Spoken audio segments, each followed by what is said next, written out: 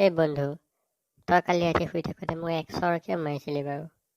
কিয় নামাৰিম? তই যিবিলাক কাণ্ড কাৰখানা কৰি আছ। ইমান ধুনীয়া সপোন এটা দেখি আছিলোঁ, চৰটো মাৰি সাৰ পৰাই দিলি একেবাৰে। বাৰু কচোন, তইনো কিনো সপোন দেখি আছিলি? কৈছোঁ শুন। কালি ৰাতি সপোনত মোৰ ওচৰলৈ যমৰজা আহিল নহয়। তাৰপিছত যমৰজা আহি পেলাই মোক ক'লে আৰু তোৰ পৃথিৱীত সময় শেষ হৈছে, মই তোক নিবলৈ আহিছোঁ। মোৰতো আৰু একদম বুকু ঢপ ঢপ কৰিবলৈ ল'লে আৰু লগতে। হয় নেকি? তাৰপিছত কি হ'ল? তাৰপিছত কি হ'ব আৰু, মই আৰু হাতযোৰ কৰি যমৰাজাক সুধিলোঁ, মইতো পৃথিৱীত বহুত কাম কৰিবলৈ বাকী আছে, বিয়াখনো পাতিব পৰা নাই, যেন তেন আৰু মোক অলপ দিনলৈ পৃথিৱীত থাকিবলৈ দিয়ক। এনেদৰে হাতযোৰ কৰিলোঁ বাৰু যমৰাজাৰ ওচৰত। তাৰপিছত কি হ'লনো? যমৰাজাই তাৰপিছত আৰু ডাঙৰ ডাঙৰ চকুকেইটা মোৰ ফালে উলিয়াই পেলাই আৰু ক'লে, ঠিক আছে, তই যদি পৃথিৱীত কেইদিনমান থাকিব বিচাৰ তেনেহ'লে এটা কাম কৰিব লাগিব। তাৰপিছত কি হ'লনো?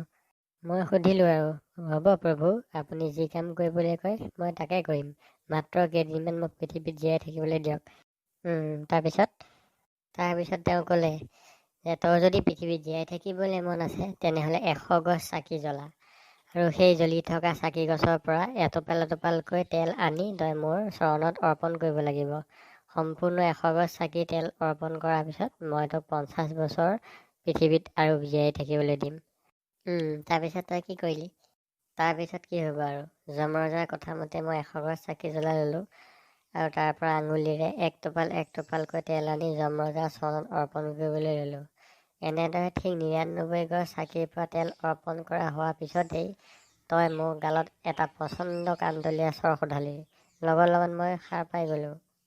তই যে সপোনতে যমৰজাক তেল অৰ্পণ কৰি থকা সময়তে তীৰ্থকত কি কৰি আছিলি তইতো নাজানই, মই কৈ দিছোঁ শুন। হয় নেকি? কচোন বাৰু মই কি কৰি আছিলোনো?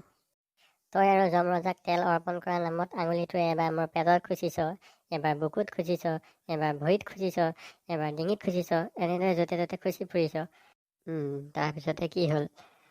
এনেদৰে খুচি খুচি আৰু এবাৰ আঙুলিটোৱে মোৰ পকৰতে খুচি দিলি নহয় তই। হয় নেকি?